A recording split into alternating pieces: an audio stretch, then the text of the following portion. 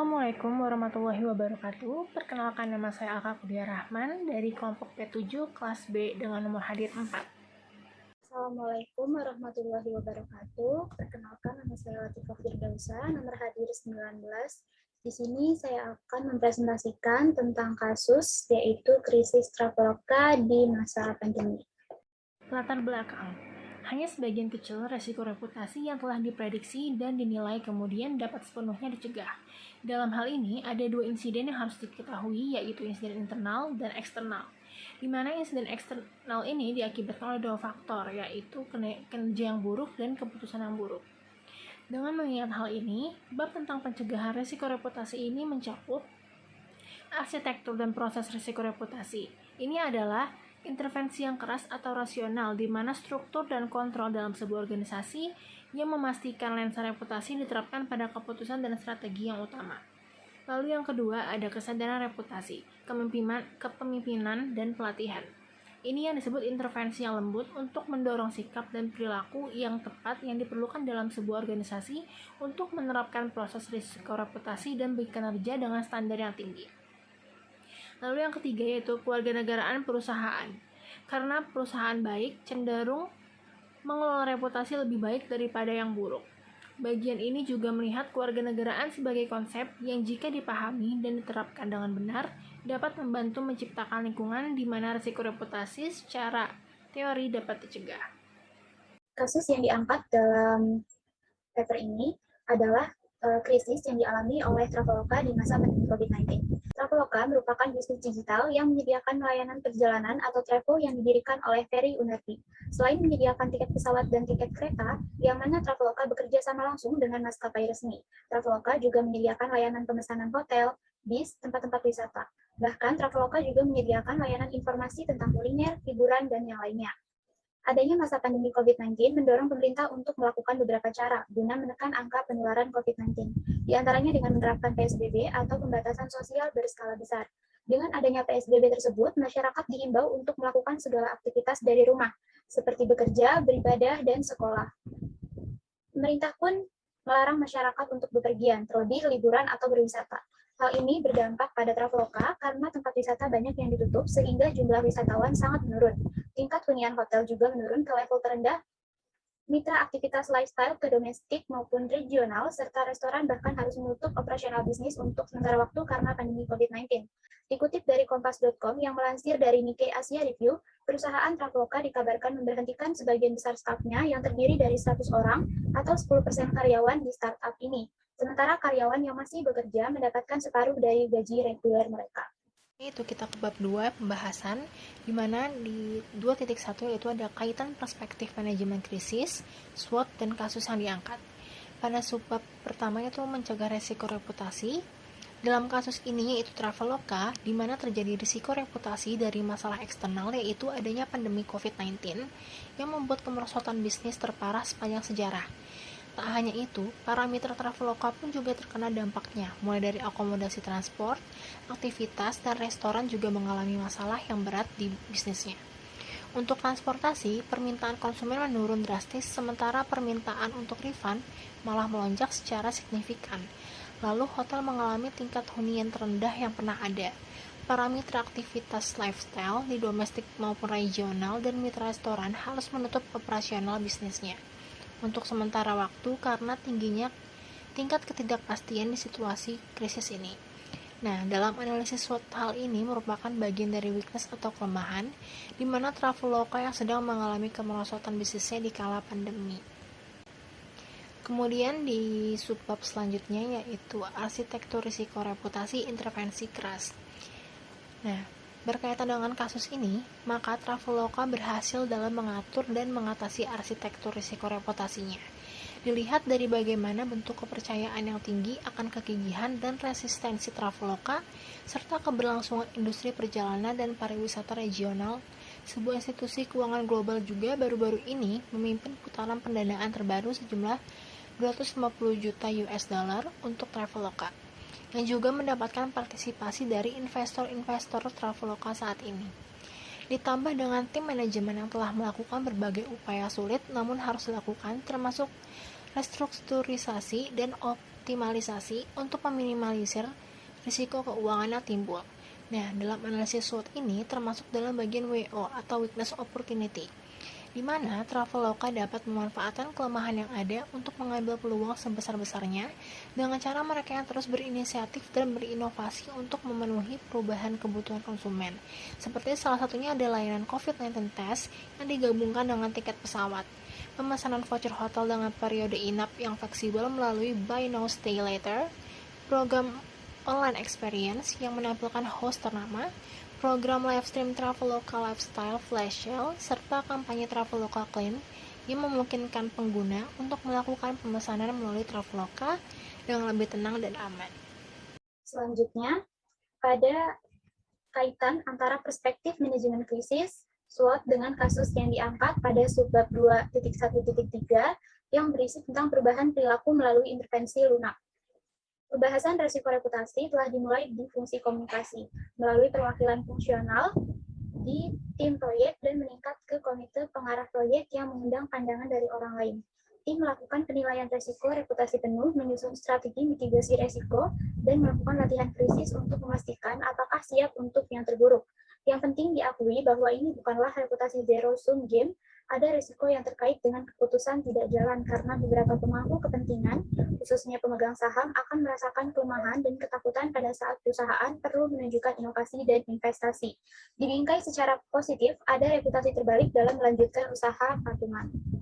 Analisis SWOT merupakan bentuk analisis keadaan dengan suatu faktor secara sistematis dengan memperhatikan kekuatan atau strength, weakness atau kelemahan, opportunity atau peluang, dan threats atau hambatan. SWOT memiliki matrik di mana berguna untuk menyusun faktor strategis organisasi agar bisa menggambarkan dengan jelas bagaimana peluang serta ancaman dari luar yang bisa disesuaikan dengan kekuatan serta kelemahan yang dimiliki. Matrik SWOT ini ada 4, yaitu SO, Strength Opportunity, lalu WO atau Weakness Opportunity, ST, Strength dan Threat, yang terakhir ada WT, yaitu Weakness dan Threat. Kaitan antara subbab ini, SWOT dengan kasus krisis Traveloka, yaitu meskipun telah mengalami krisis karena pandemi COVID-19, namun Traveloka tetap berusaha untuk mempertahankan bisnisnya melalui inovasi layanan yang mereka tawarkan. Inovasi dari layanan tersebut disesuaikan dengan kebutuhan konsumen di masa pandemi. Traveloka berupaya untuk meminimalisir resiko krisis yang dialami oleh perusahaannya. Inovasi yang dilakukan Traveloka pun dapat terhubung dengan adanya peluang berupa kucuran dana sejumlah 250 juta US dollar atau sekitar 3,6 triliun dari sejumlah investor.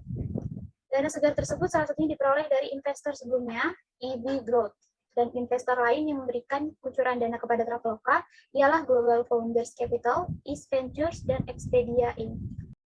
Pada figur ini, yaitu menjelaskan di mana prinsip dalam mencegah krisis reputasi itu ada nada dari atas. Jadi dapat dikatakan seorang pemimpin senior ini harus menjadi juara reputasi, di mana ia dapat menciptakan budaya yang bisa diterima untuk membuat rencana atau keputusan dalam mempertimbangkan reputasi. Nah, pada figur 11.1 ini bisa dilihat tabel individu itu mencakup sikap dan perilaku, sementara organisasi itu kultur dan sistem. Jadi, perilaku yang dilakukan oleh pemimpin senior ini dapat mempengaruhi sikap, kultur, dan sistem yang ada dalam satu perusahaan. Seperti kasusnya Traveloka ini, di mana semenjak pandemi, mereka mulai melakukan pemberhentian karyawan dengan banyak dan juga pemotongan upah. Namun, ada sisi positif dari hal tersebut, yaitu berupa peningkatan manajemen yang semakin baik dalam mencegah krisis karena adanya inovasi-inovasi yang sebelumnya tidak ada dan menjadikan juga citra baru bagi perusahaan Traveloka itu sendiri. Pada subbab 2.1.4, kewarganegaraan perusahaan. Konsep dan praktik kewarganegaraan perusahaan perlu dibahas di suatu tempat dalam buku tentang reputasi, masalah, dan manajemen krisis.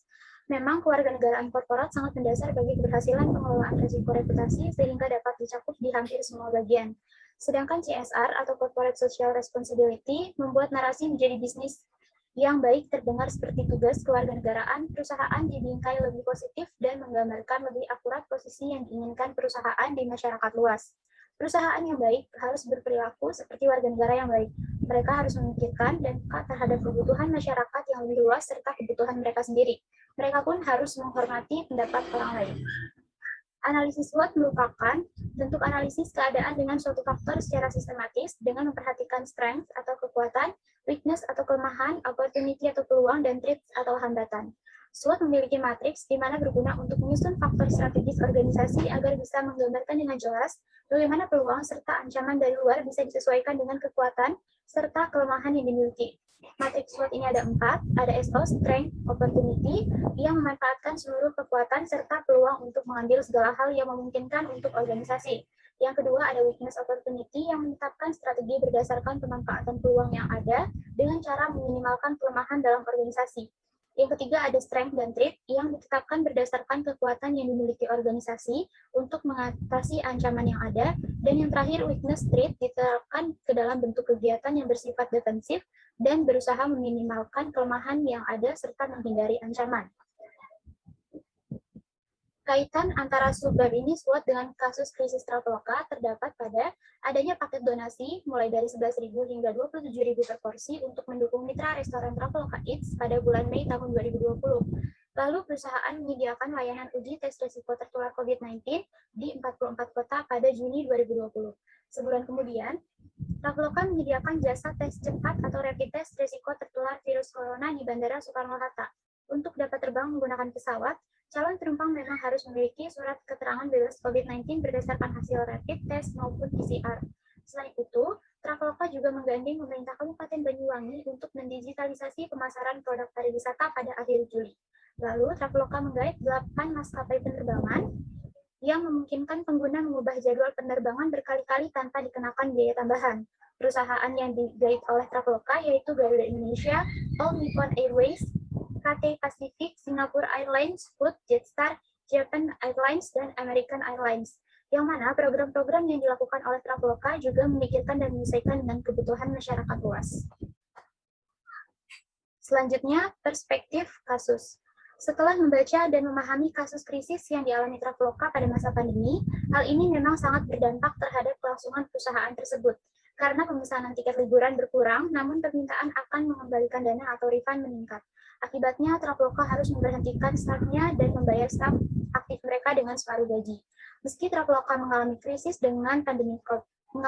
karena pandemi COVID-19, namun Traveloka cepat bergerak dan berinovasi dengan memberikan layanan-layanan yang menyesuaikan dengan kondisi dan kebutuhan konsumen di masa pandemi. Traveloka pun memiliki peluang dengan adanya kucuran dana dari sejumlah investor yang dapat menyokong program dan layanan yang dilakukannya. Kesimpulannya, pandemi COVID-19 berdampak pada semua bidang, tak terkecuali bidang pariwisata dan perekonomian. Pemberlakuan pembatasan kegiatan masyarakat dan himbauan untuk melakukan semua aktivitas dari rumah tentunya sangat berdampak pada Traveloka. Pembelian tiket wisata dan penginapan menurun, namun permintaan refund atau pengembalian uang meningkat.